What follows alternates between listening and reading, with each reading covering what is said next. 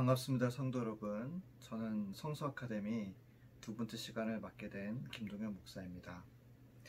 저는 두 번에 걸쳐서 복음과 제자도에 대해서 함께 나누기 원합니다.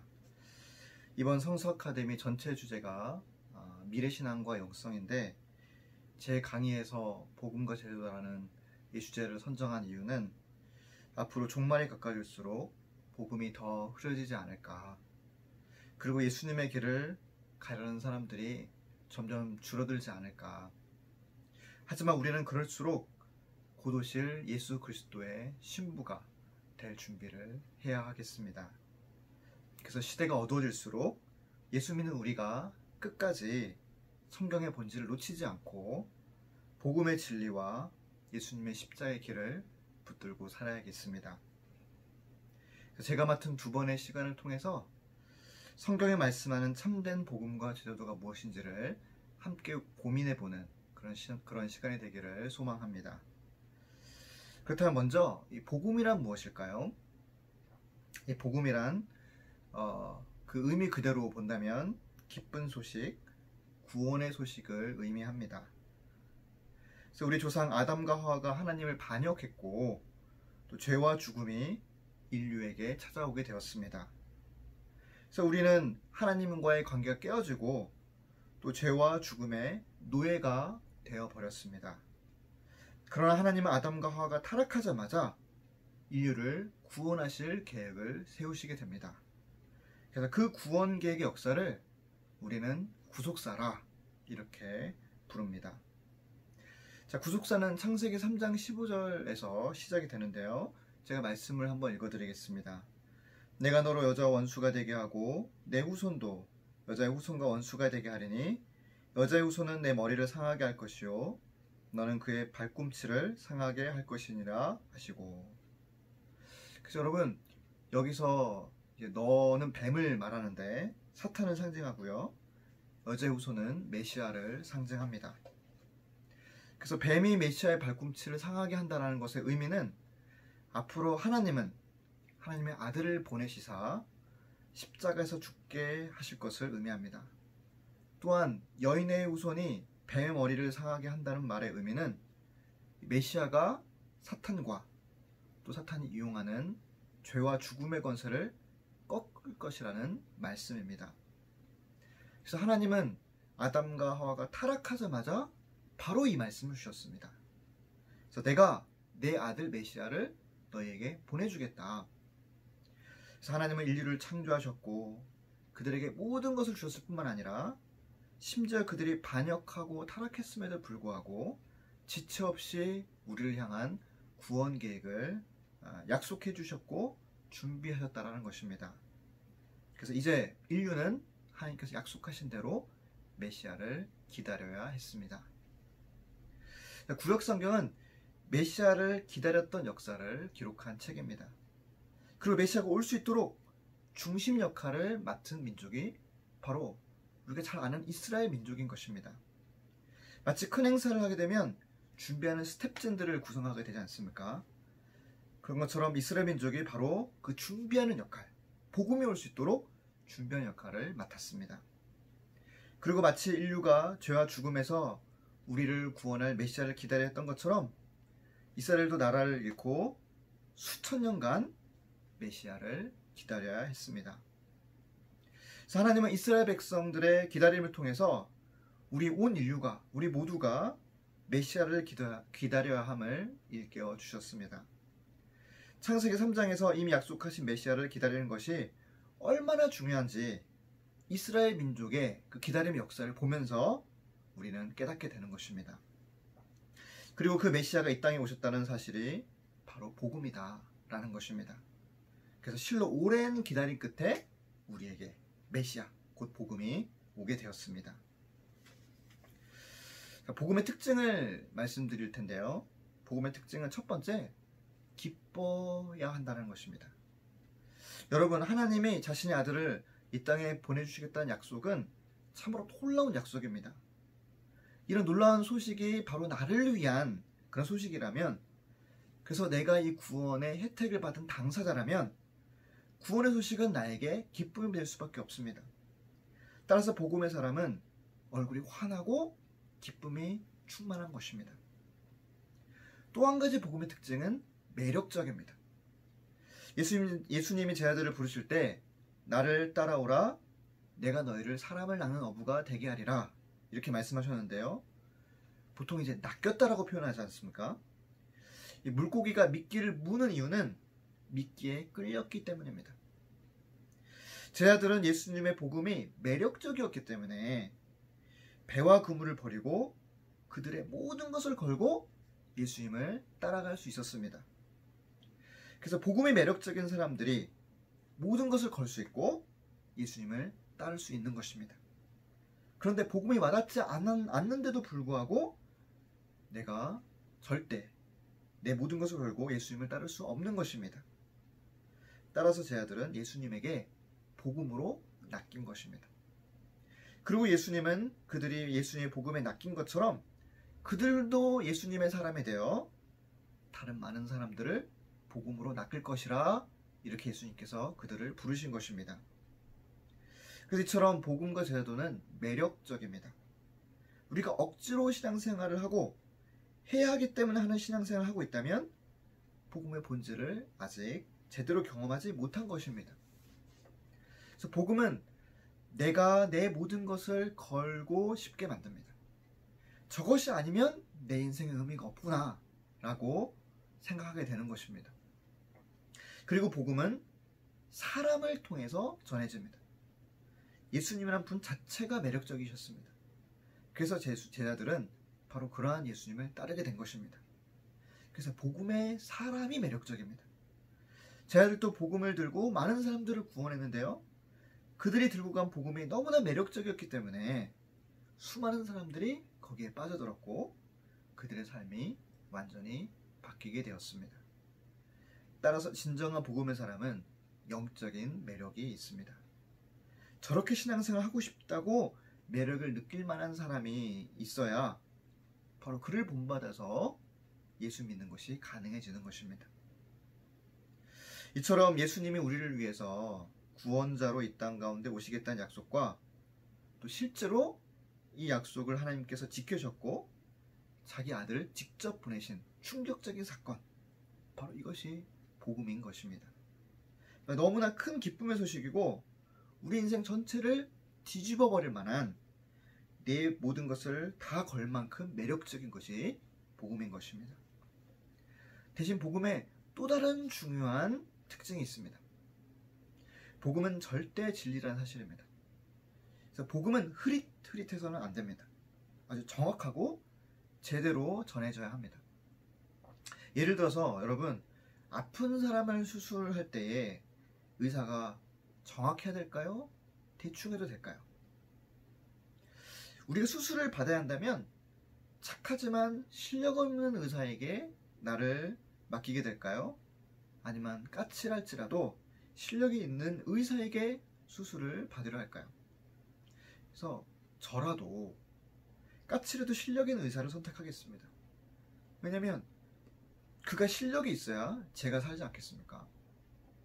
착한 의사가 인격적인 줄은 몰라도 정확하게 수술할 수 있는 실력이 안 된다면 제가 죽을 수도 있겠죠.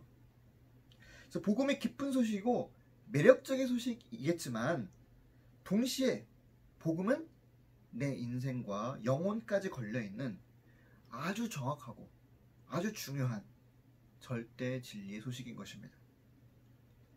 제 아들이 예수님을 처음 만나서 복음이 기쁘고 매력적이었습니다. 그래서 그들은 과감하게 모든 것을 버리고 예수님을 따랐습니다. 그러나 그들이 진정한 복음을 깨닫기까지는 3년 반 이상이 걸렸습니다. 3년을 따라다녔어도 제 아들이 마지막에서야 예수님이 정말 어떤 분이신지를 알 수 있었습니다. 따라서 복음이 기쁘고 좋은 것과 별개로 복음을 깊이 제대로 알아가는 과정이 필요합니다. 그래서 복음이 기쁘기만 했지 복음을 사실상 깊이 알지 못하는 그런 사람들도 너무나 많이 있다는 것입니다. 섣불리 예수님을 따라갔다가 나중에 예수님을 떠난 사람들도 많습니다. 그래서 예수님께서 기적을 베푸시고 놀라운 말씀을 전하실 때는 잘 따르다가 나는 하늘에서 내려온 생명의 떡이라 어려운 말씀하실 때 많은 사람들이 예수님을 떠났다라고 요한복음은 기록하고 있습니다. 따라서 복음을 기뻐하고 또 복음의 매력을 느껴서 내 모든 것을 걸고 헌신할지라도 복음이 무엇인지를 제대로 깨닫지 못했다면 그 모든 과정과 나의 신앙생활이 헛될 수도 있다는 것입니다. 자, 이제 예수님께서 공생애를 시작하셨을 때 첫 번째 하신 말씀으로 계속해서 이어가겠습니다. 마태복음 4장 17절 말씀 제가 한번 읽어보겠습니다. 이때부터 예수께서 비로소 전파하여 이르시되 회개하라 천국이 가까웠느니라 하시더라. 자, 회개하라 천국이 가까웠느니라, 아주 중요한 메시지이시자 또 예수님의 공생의 사역의 핵심이 무엇인지를 잘 보여주는 그런 말씀이 되겠습니다. 그래서 이 회개와 천국, 이 두 가지가 예수님의 복음의 핵심 단어입니다. 자, 예수님의 복음을 보통 천국 복음이라고 부르는데요. 예수님을 비유를 통해 예수님이 전하라 하신 천국이 어떤 곳인지를 복음서 속에서 계속해서 전하셨습니다. 그래서 천국이라는 단어가 참 중요한데요. 천국은 하나님의 통치권의 회복을 말씀하고 있습니다. 원래 하나님이 왕이시자 목자로서 이스라엘을 다스리시고 돌보셨는데 이스라엘 나라 최초의 신정 국가는 멸망하고 말았습니다. 그래서 메시아이신 예수님이 오셔서 다시 하나님의 통치가 회복되어지고 하나님의 나라가 이제 세워졌다라고 선포하시는 것입니다. 그리고 하나님의 통치가 회복되는 방법은 바로 그렇게 오신 메시아가 우리의 주님이 되어주신다는 것입니다. 예수님은 우리를 사랑하시고 섬겨주신 그런 낮은 모습이 있으시지만 우리가 결코 잊지 말아야 될 것은 동시에 왕으로 오셨고 통치자로 오셨다는 것입니다. 그래서 사복음서 중에서 가장 앞에 있는 복음서가 마태복음인데요. 이 마태복음의 주제가 왕으로 오신 예수님이십니다. 그 예수님께서 왕으로 오셨기 때문에 다윗 왕조와 연결되어 있는 왕의 계보가 마태복음 1장에 예수님의 족보로 소개되었습니다. 또 예수님은 쉽게 말하면 왕가의 혈통, 로열 블러드라는 것입니다. 그리고 예수님이 왕이시기 때문에 동방 박사들이 경배하고 예물을 바쳤습니다. 예수님이 왕이시기 때문에 경쟁의식을 느낀 헤롯 왕이 유아학살을 명령했고, 또 예수님이 왕이시기 때문에 예루살렘의 왕이 즉위하는 모습으로 예루살렘 입성을 하셨습니다. 종려나무 가지가 깔리고 나귀를 타셨고 또 호산나 다윗의 자손이라는 환호성을 들으셨던 것입니다. 그 천국은 하나님의 통치, 즉 메시아이신 예수님을 통한 하나님의 통치의 회복을 말하는 것입니다. 그래서 그 통치를 인정하고 통치자이신 예수님을 주님으로 인정하는 사람들이 그분의 나라의 백성이 될 자격이 주어지는 것입니다. 그리고 그분의 나라에서 우리는 영원한 생명을 누릴 수 있는 것입니다. 그래서 예수님의 나의 왕이 되시고 내 마음과 영혼의 통치자가 되시면 하나님의 나라가 내 마음에 임하게 되는 것입니다. 그래서 예수님의 말씀에 하나님의 나라는 볼 수 있게 임하는 것이 아니요 또 여기 있다 저기 있다 있다고도 못하리니 하나님의 나라는 너희 안에 있느니라. 사람의 마음에 예수님의 통치를 인정하게 되면 거기에 하나님의 나라가 임하는 것입니다. 그래서 구원과 회심의 필수 조건이 바로 하나님의 통치권, 즉 예수님의 주권을 인정하는 것입니다. 회개하라 천국에 가까웠느니라. 자, 두 번째 단어는 회개인데요. 예수님의 말씀에서 천국보다 앞선 조건으로서 회개하라 이렇게 말씀하고 있습니다. 그래서 천국이 가까웠다면 우리가 이 천국 백성이 될 준비를 해야 되는데 그 준비가 바로 회개인 것입니다. 그래서 회개란 내가 주님의 통치를 받지 않았던 삶에서 이제는 주님을 주권자로 인정하는 삶으로 돌이키는 것을 회개라 이렇게 말씀합니다. 그래서 예수님의 말씀 없이 살았던 삶을 정리하고 이제는 예수님의 말씀을 듣고 순종하는 삶으로 내 삶의 방향을 바꾸겠다는 것입니다. 그래서 회개 없이는 천국이 없습니다. 회개란 예수 그리스도의 주권의 회복을 말씀합니다. 이 예수님의 주권과 복음의 문제에 대해서 저는 이 미국 복음주의의 대가이신 존 메가다 목사님이 쓰신 주님 없는 복음, 영어 제목으로는 The Gospel According to Jesus, 이 책의 내용에서 두 가지를 인용하면서 또 강의를 계속 이어가겠습니다. 먼저 메가다 목사님은 복음에 있어서 회개의 중요성을 강조하는데요. 메가다 목사님의 책 17장의 주제가 죄를 버리는 회개 없이는 구원도 없다, 이렇게 말씀하고 있습니다. 자, 여러분, 이 회개, 즉 예수님이 주권자가 되시는 것과 죄를 버리는 것이 같은 선상에 있다라고 말씀하고 있는 것입니다. 그래서 죄인을 불러 회개시키는 것이 예수님의 사역의 진정한 목적이었습니다. 예수님께서 누가복음 13장 3절과 5절에서 실로암 망대 사건에서 이제 갈릴리 사람들이 비참하게 죽은 것에 대해서 사람들이 예수님께 질문했을 때 다음과 같이 대답하십니다. 너에게 이르노니 아니라 너희도 만일 회개하지 아니하면 다 이와 같이 망하리라. 그래서 예수님은 공생의 첫 설교 때부터 회개하라 천국에 가까웠느니라 말씀하셨고, 또 중간중간에 보시면 지속적으로 회개의 중요성을 계속해서 강조하고 계십니다. 그래서 우리도 이 현대의 복음을 말할 때 결코 복음에서 회개를 뺄 수가 없는 것입니다. 그러나 여러분, 이 현대에는 회개를 요구하는 강도가 점점 약화되고 있습니다. 여기에 대해서 메가다 목사님은 아이언사이드의 말을 인용합니다. 제가 한번 읽어볼까요? 인간의 죄성과 죄악이라는 끔찍한 사실과 실험하면서 모든 사람에게 회개하라고 요구하지 않는 천박한 설교는 천박한 회심을 낳는다. 그래야 오늘날 중생의 증거는 전혀 보이지 않는 말만 번지르르한 고백자가 수없이 많아지게 되었다. 그들은 은혜로 구원받았다고 떠들어대지만 삶에서는 전혀 은혜를 보여주지 않는다. 자, 여러분, 이런 경향은 이 기독교계에 만연돼 있습니다. 그래서 한 신학대학원 교수는 이렇게 말씀하셨는데요. 회개는 마음의 변화를 의미하지 삶의 변화를 의미하지는 않는다. 이렇게까지 쓰시기까지 하셨습니다. 하지만 여러분, 이것은 예수님이 전하시는 회개가 아닙니다. 예수님이 전하신 복음은 믿음으로써의 부르심 못지않게 죄를 버리라고 말씀하시는 부르심입니다. 예수님 한결같이 처음부터 끝까지 죄인들을 회개의 자리로 부르시는 그런 사역을 하셨습니다. 자, 회개의 헬라어 단어 메타노이아의 의미는 항상 목적의 변화를 전제하고 있고요. 구체적으로는 죄로부터 돌아서는 것을 뜻합니다. 그래서 예수님이 의미하신 회개는 옛 생활을 거부하고 구원을 위해 하나님께 돌아서는 것까지가 회개의 의미인 것입니다.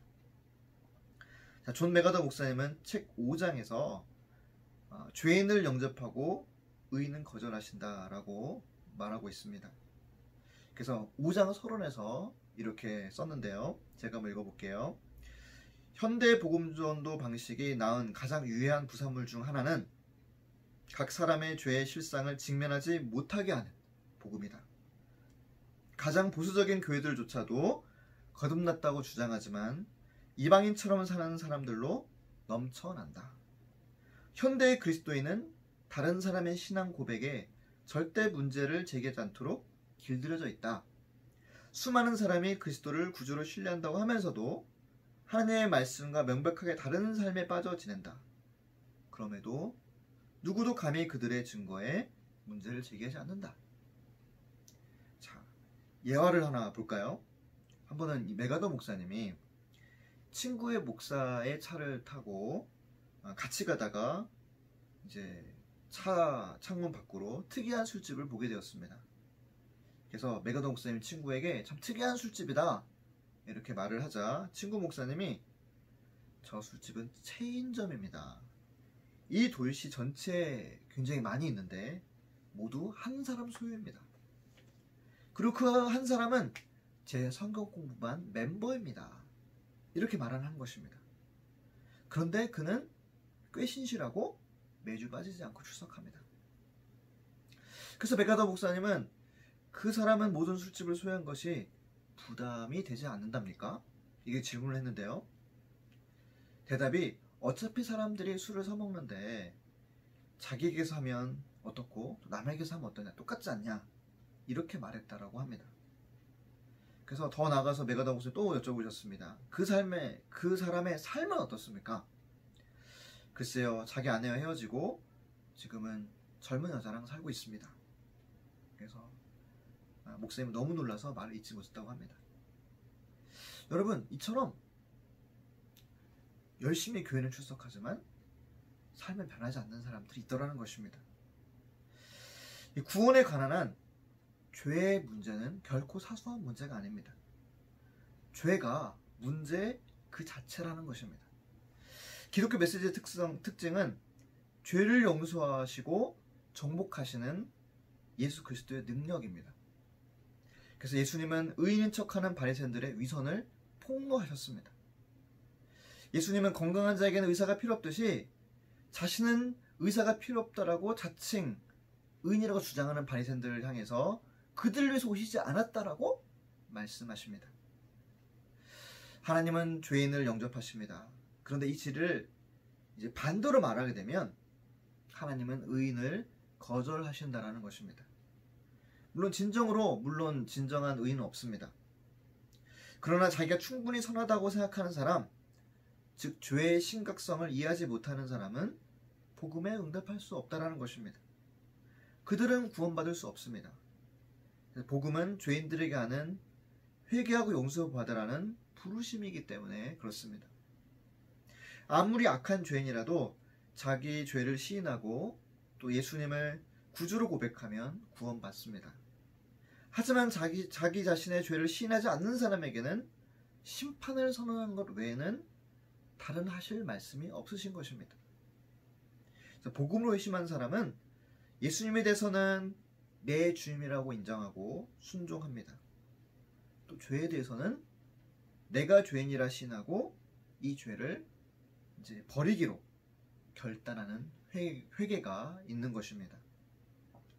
물론 우리는 처음에는 미성숙하고 죄와 싸우지만 자주 넘어지는 그런 연약한 사람들입니다. 하지만 회심한 사람은 죄를 버리려는 싸움을 끝까지 포기하지 않습니다. 참된 제자란 절대 죄를 짓지 않는 것이 아니라 죄를 지었을 때 반드시 주께로 돌아와 깨끗케 함과 죄사함을 얻는 것입니다. 그래서 복음으로 회심한 사람은 결코 이 싸움을 포기하지 않습니다. 이제 강의의 마지막 부분입니다. 이 존 맥가더 목사님이 그의 책 주님 없는 복음에서 이제 강조한 두 번째 주제가 나오는데요. 이 책의 서론에서 그는 예수님의 주권에 대해서 강력하게 강조하고 있습니다. 우리가 천국이란 앞서서 봤을 때 주님이 주인 되셔서 통치하시는 것, 이것을 의미하고, 또 회개란 주님의 주권과 통치를 회복해서 죄에서 돌이키는 것이다, 이렇게 나누었는데요. 여기서 질문을 한번 드리겠습니다. 예수님이 주님이시라고 하는데 어느 정도까지 주님이실까? 그리고 예수님께서 주님이시라면 그 주님 앞에 서 있는 우리는 어떤 존재일까? 예수님의 주권과 우리의 정체성에 대해서 책은 단호하게 정해주고 있습니다. 자, 첫째, 예수님은 주님이시라는 것에 대해서 말씀 한 구절 읽어보겠는데요. 내가 만일 내 입으로 예수를 주로 시인하며 또 하나님께서 그를 죽은 자 가운데서 살리신 것을 내 마음에 믿으면 구원을 받으리라. 예수님은 자신의 주권을 선포하기를 주저하신 적이 없으십니다. 예수님은 무조건적인 복종을 요구하십니다. 예수님의 주님이시라는 것은 그분을 존경해달라는 의미가 아닙니다. 남김없이 완전히 굴복하라는 부르심인 것입니다. 자, 이 주님 되심에 대해서 성경은 두 가지 헬라어 단어를 사용하는데요. 첫째는 퀴리오스입니다. 그래서 권세와 소유권, 반론 불가능한 명령권을 가진 사람을 퀴리오스다 이렇게 부릅니다. 둘째는 데스포테스인데요. 데스포테스란 부하들에 대해서 절대적인 권세를 가진 통치자를 의미합니다. 이 두 단어는요 거의 비슷한 의미인데요. 굳이 차이를 두자면 퀴리오스는 주권적인 주, 데스포테스는 절대적인 주로 번역할 수 있겠습니다. 그래서 유다서 4절에 이 두 단어가 같이 나오고 있습니다. 제가 한번 읽어볼까요? 이는 가만히 들어온 사람 몇이 있음이라. 그들은 옛적부터 이 판결을 받기로 미리 기록된 자니 경건하지 아니하여 우리 하나님의 은혜를 도리어 방탕한 것으로 바꾸고. 자, 이제 나오는데요. 홀로 하나이신 주제 퀴리오스, 곧 우리 주 데스포테스, 예수 그리스도를 부인하는 자니라. 이 두 단어는 아주 강력합니다. 노예제와 관련된 어휘입니다. 노예제 사회에서 주인은 절대적인 지배권을 가진 주인을 말합니다. 그리고 노예는 이 주인의 지시에 순종할 의무가 있었습니다. 그들이 그렇게 순종하기로 선택했기 때문이 아니라 그들에게 순종하지 않을 정당한 자유가 없었기 때문에 노예들은 주인에게 순종하였습니다. 그래서 노예의 순종은 자발적인 순종이 아니라 순종이 당연한 의무였다는 것입니다. 그래서 예수님은 이렇게 말씀하셨습니다. 누가복음 6장 46절에 너희는 나를 불러 주여 주여 하면서도 어찌하여 내가 말하는 것을 행하지 아니하냐. 그래서 예수님께서는 주님이신데 절대적인 주님이시다. 자, 그렇다면 예수님을 주님으로 모시게 된 우리를 성경은 어떤 존재로 표현할까요? 고린도전서 7장 22절에서 23절을 제가 읽어보겠습니다.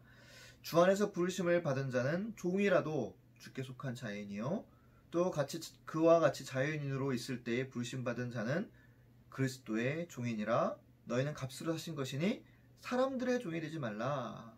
자, 우리에 대한 표현이 나오죠. 22절 끝절에 뭐라고 나왔을까요? 우리는 그리스도의 종이다 이렇게 표현하고 있습니다. 종이란 헬라어로 둘로스인데요. 신약에 130회 이상 매우 많이 등장하는 그런 단어가 되겠습니다. 자, 둘로스의 의미는요. 가장 낮은 노예, 문자 그대로 한 주인의 소유로서 주인이 합법적으로 임금을 주지 않고 일을 시킬 수 있는 그런 사람을 일컬을 때 사용되는 주요 헬라어에 속합니다. 그러나 문제는 이 성경 번역자들이 둘로스의 문자적인 의미를 자꾸만 완화시켜서 번역해 왔다라는 것입니다. 그래서 노예로 이렇게 번역하는 것이 아니라 종이라든지 메인 종이라든지 이렇게 번역을 합니다.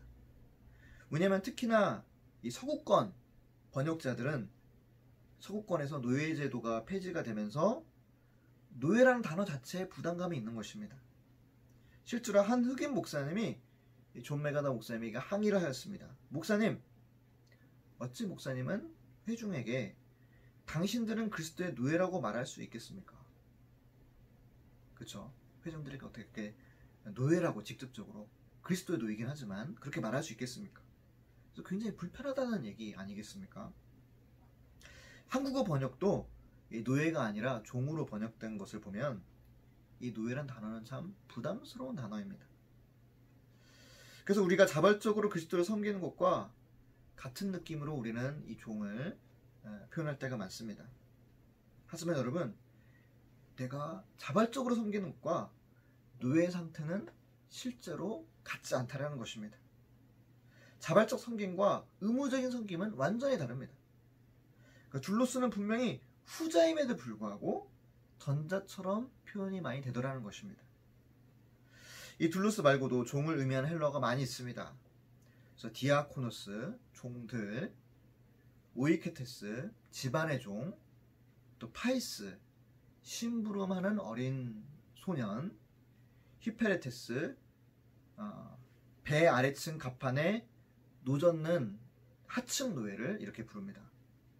또 레이투르고스, 사역자를 부를 때 그렇게 부르고요. 그 다음 히브리서에 모세를 하나님의 집의 종, 집의 사환 이렇게 부르지 않습니까? 거기에 사용된 단어 테라포는 고차원의 품위 있는 종을 일컬을 때 사용되는 단어입니다. 이처럼 종으로 사용될 수 있는 단어들은 굉장히 많이 있는데요. 그러나 둘로스는 순전히 그리고 단순히 노예를 뜻합니다. 그러니까 성경에서 다른 헬라어 단어를 쓰지 않고 둘로스를 선택해서 표현하는 것은 다 이유가 있다는 것입니다. 그만큼 그리스도인에게 예수님의 주인 되심은 강력한 의미를 가진 그런 단어라는 것입니다. 여러분, 이 종, 하인은 자기가 모시는 사람이라든지 여러 사람에게 섬김을 제공합니다. 그리고 나서 이제 퇴근할 수도 있겠죠. 그러나 노예는 주인의 소유라는 것입니다. 그래서 앞서 읽은 고린도전서나 또 베드로후서 말씀에서도 예수님께서 주인이신 예수님께서 우리를 값으로 사셨다, 그렇게 표현하고 있습니다. 고린도전서 6장 말씀을 제가 한번 읽어볼까요? 너의 몸은 너희가 하나님께로부터 받은 바 너희 가운데 계신 성령의 전인 줄을 알지 못하느냐? 너희는 너희 자신 것이 아니라 값으로 산 것이 되었으니 그런즉 너희 몸으로 하나님께 영광을 돌리라. 그러므로 결론적으로 예수님은 우리의 절대적인 주와 주인이 되어주십니다. 예수님의 볼에 입맞춤으로 말미암아 예수님을 끝까지 친구로만 대했던 그런 제자가 유다였습니다. 수많은 사람들이 예수님과 인격적인 관계를 맺었지만 주로 받아들이지 않은 사람도 많았습니다. 현대 기독교가 예수님과 우리의 인격적인 관계를 너무 강조한 나머지 예수님은 주님이시고 우리는 둘로스라는 이 성경적 표현을 외면해 왔다라는 것입니다. 예수님은 비유를 말씀하시면서 종종 노예를 제자의 상징으로 사용하셨습니다. 마태복음 25장 21절은 우리가 잘 아는 말씀인데요. 잘했도다 착하고 충성된 종아, 내가 적은 일에 충성하였음에 내가 많은 것을 내게 맡기리니 내 주인의 즐거움에 참여할지어다. 그래서 착하고 충성된 종은 제자들을 의미하는 건데요. 제자들에게 칭찬하는 착하고 충성된 이 종이라는 단어도 헬라어로 둘로스입니다. 예수님은 참된 제자들을 항상 이러한 모습으로 부르셨는데 바로 이 메시지는 세상에 마음을 둔 죄인에게 예수님께서 매력적으로 들리게끔 하려는 노력이 전혀 없으십니다. 노예라고 말하면 내가 제자가 되면 노예가 된다니 참 부담스럽다, 이렇게 느끼겠죠. 예수님은 주님을 따르려면 어떠한 대가를 치러야 할지의 설명을 결코 건너뛰지 않으셨어요. 또한 이미 신자가 된 사람에게도 가혹한 말씀, 센 말씀을 삼가지 않으셨습니다.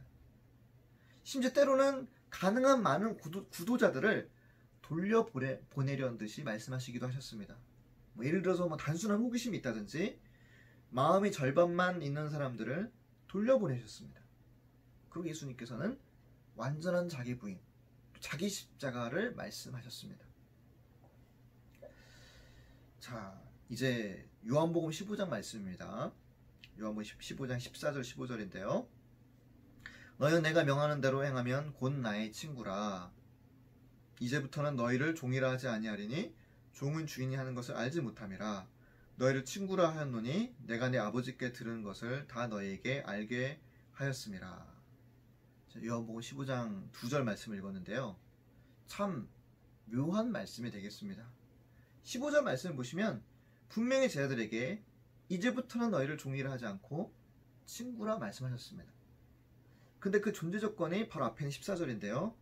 14절 말씀을 보시면 너희는 내가 명하는 대로 행하면 곧 내 친구라.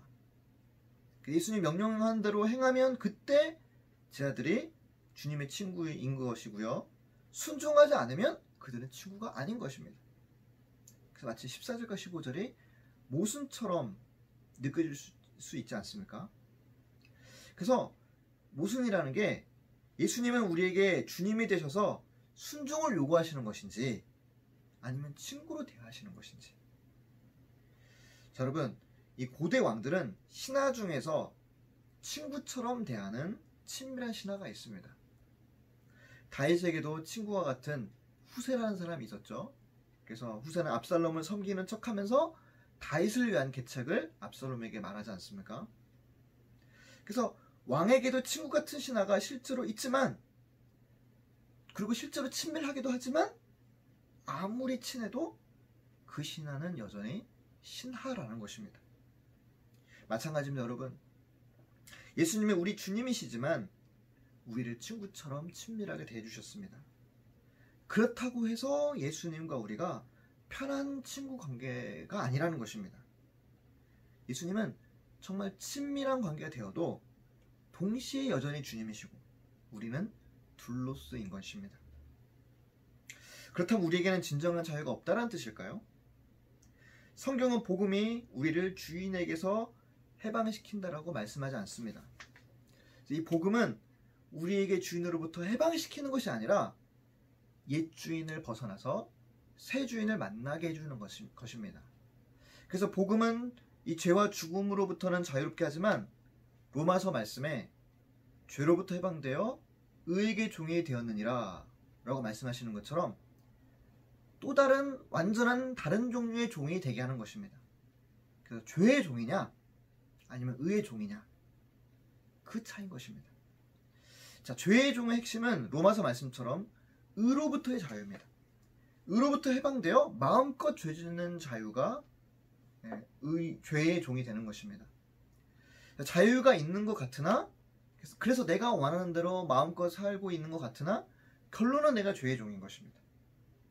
그래서 이 죄의 종이 되지 않기 위한 유일한 방법이 있는데, 즉 우리가 죄에서 완전히 자유하기를 원한다면 우리에게 필요한 것은 자율이 아니라 다른 종류의 속박인데요, 그리스도의 주권에 대한 완전한 굴복이 있을 때, 예수님의 종이 될 때 우리가 오히려 죄로부터 자유할 수 있다는 것입니다. 그래서 결국 결론은 모든 사람은 누군가를 주인으로 섬기게 됩니다. 다만 죄의 종 노릇이냐 아니면 그리스도의 종이냐, 하나님을 섬길 것이냐 재물을 섬길 것이냐, 그 차이인 것입니다. 그래서 우리가 예수님을 주라 고백한다면 자동적으로 우리는 그의 노예라 고백하는 것 같습니다. 에드윈 야마우치는 바로 이 부분에 대해서 다음과 같이 말씀하고 있습니다. 한번 읽어볼게요. 그것은 우리가 포로가 되고 패배하여 노예가 되었다는 의미입니다. 예수님을 주로 고백했을 때요. 그러나 우리는 우리를 사로잡은 자가 사랑과 자비의 군주임을 발견한다. 우리의 노예살이는 노예 같은 면이 전혀 없다. 우리는 두려워하는 속박형을 다시 받지 않고 오래 양제형을 받았기 때문이다. 또한 우리가 노예로 전락한 것은 굴욕도 악화도 아니다. 우리는 하늘 궁전에서 섬기도록 높임을 받았고 더 높은 본성을 부여받았다. 사랑스럽지도 않고 공로도 없고 거역한 마음을 가진 우리를 예수님은 자신의 고귀한 보혈로 구속하셨다.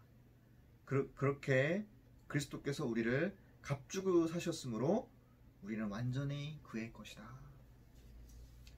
강의의 결론을 좀 맺도록 하겠습니다. 회개하라 천국이 가까웠느니라 예수님께서 말씀하셨습니다. 천국은 주님의 통치와 주권이 있는 곳입니다. 예수님은 우리 주님이 되시기 위해서 우리를 부르고 계십니다.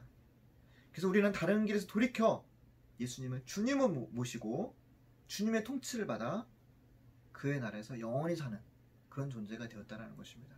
그래서 예수님의 주님 되심, 그리고 죄의 종이 아니라 예수 그리스도의 종이 되는 것이 우리의 축복인 줄 믿습니다. 네, 귀한 시간 내주셔서 감사드리고요. 또 다음 시간에 함께 뵙도록 하겠습니다. 감사합니다.